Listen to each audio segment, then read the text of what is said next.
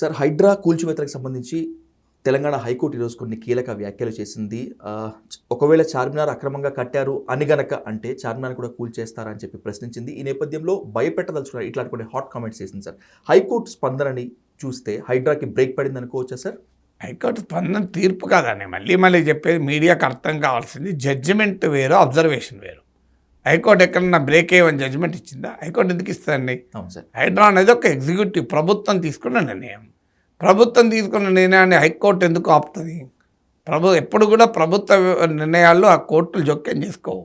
ఏదైనా రాజ్యాంగ విరుద్ధము, చట్ట విరుద్ధము అయితే మాత్రమే కోర్టులు ఇన్వాల్వ్ అవుతాయి. ఇప్పుడు హైడ్రా చట్ట విరుద్ధము, రాజ్యాంగ విరుద్ధము అయితే ఇన్వాల్వ్ అవుతాయి. కోర్టు విచారణ సందర్భంగా అనేక ప్రశ్నలు అడుగుతుంది. డెఫినెట్గా ఆ ప్రశ్నలు కీలకం కాదని నేను అంటలేను. భయపెడతారా అన్నది భయపెట్టకూడదు కూడా. ఎలా భయపెడతారు? మీ దానికో ప్రక్రియ, ప్రాసెస్ అయితే ఉండాలి కదా. మీరు ఒకవైపు ఏమో కూలుస్తుంటారు, మరోవైపు మార్కింగ్లు చేస్తుంటారు. ఇది మార్కింగ్లే, మేము కూల్చడం లేదు అంటారు. కానీ అక్కడ కింద ఉద్యోగులు వచ్చి 2 రోజుల్లో మారాలి, 3 రోజుల్లో మారాలని వాళ్ళు ఎవరికి తోచింది వాళ్ళు చెప్తూ ఉంటారు. ఇది ప్రజలు భయపడటానికి వీలు కదా. అందువల్ల ప్రభుత్వానికి ఒక స్పష్టమైన అవగాహన ఉండాలి ఏం చేయబోతున్నారు. ఎందుకంటే ఇప్పుడు హైకోర్టు అడిగిందంటే ఏంటి అడుగుతున్నది? ఇవాళ చార్మినార్ పక్క పెడతారు, యూలియన్ బస్ స్టాండ్ ఉంది కదా, దాన్ని ఏం చేస్తారు మరి? అది డైరెక్ట్ మూసీలోనే ఉంది కదా. మీకు జలవిహార్ ఉంది. ఇప్పుడు జలవిహార్లో రోజు హాల్స్ రెంట్కి ఇచ్చి సంపాదించుకుంటున్నారు. కానీ జలవిహార్ను మాత్రం ఏమి అనరు. ఆ మూసరాం బాగ్లో పక్కకున్న చిన్న కార్ఖానాను కూల్చేస్తామంటున్నారు. అది ఎలా కరెక్టు? ఇప్పుడు ఇది హుస్సేన్ సాగర్ లేదా? అందుకే ప్రభుత్వానికి ఒక సమగ్ర విధానం ఉంటూ ఉండాలి. ఒకటి, ఈ సమగ్ర విధానంలో మొదలు మీరు మూసీ నదిలో ఏం చేయబోతున్నారో ప్రజలకు చెప్పండి. ఇప్పటి వరకు 150,000 కోట్లు ఖర్చు పెడతాం, మూసీ రివర్ ఫ్రంట్ను ఏర్పాటు చేస్తాం, ఈస్ట్ వెస్ట్ కారిడార్లు కడతామంటున్నారు. యాక్చువల్గా ఏం చేయబోతున్నారో డిపిఆర్ ఉందా? మూసీలో మీ అభివృద్ధి ప్రణాళిక ఏంటి? మూసీ అభివృద్ధి వల్ల ప్రజలకు ఏమి అందుతుంది, రాష్ట్రానికి ఏమందుతుంది అనే స్పష్టమైన అంశాలు ప్రభుత్వం చెప్పాలి. రెండవది, ఇప్పుడు అర్జెంటుగా పేదలు, మధ్యతరగతి వాళ్ళని తొలగించడం కాదు. వాళ్ళు నిందితులు కాదు, వాళ్ళు బాధితులు, ఈ వ్యవస్థ యొక్క బాధితులు. అన్ని అనుమతులు ప్రభుత్వాలే ఇస్తాయి మన దగ్గర. సో అన్ని అనుమతులు ఇచ్చిన ప్రభుత్వం ఇప్పుడు వచ్చి ఇది అన్ని అక్రమం అంటే మరి అక్రమాలకు కొమ్ము కాసింది ప్రభుత్వ వ్యవస్థలే కదా. మరి వాళ్ళ సంగతి ఏంటి?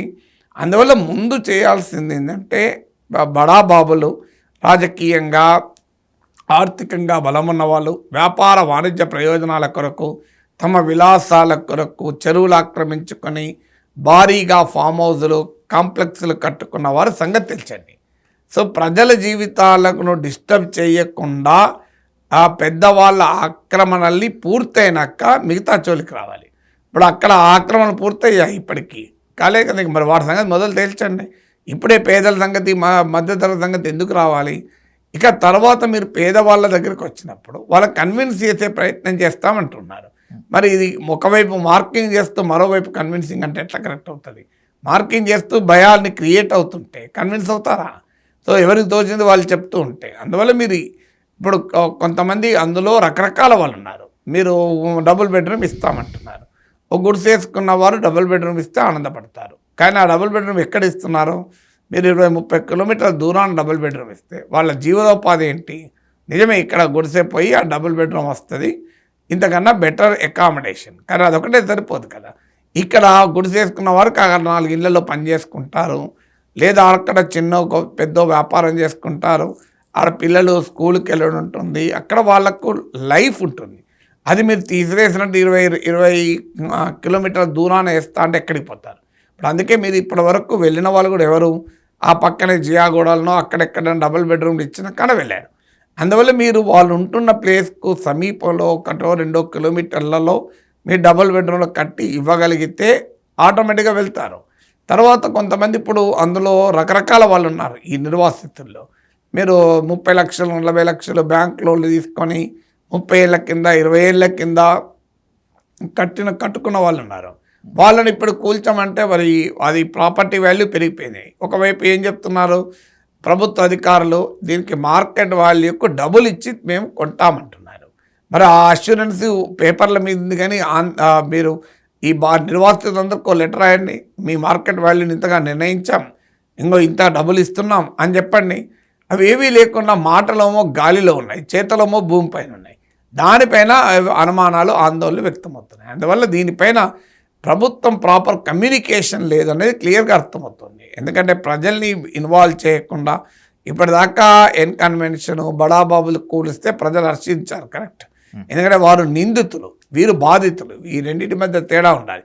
నిందితునికి ఏ శిక్ష విధించినా వ్యవస్థ ప్రజలు ఆహ్వానిస్తారు. ఈవెన్ మనం చూసాం, ఈవెన్ అత్యాచారాలు జరిపిన వాళ్ళకి ఎన్కౌంటర్ చేసినా సమాజం హర్షించదు. కానీ బాధితులపైన చర్యలు తీసుకుంటే ఎప్పుడు కూడా సమాజం ఒప్పుకోదు.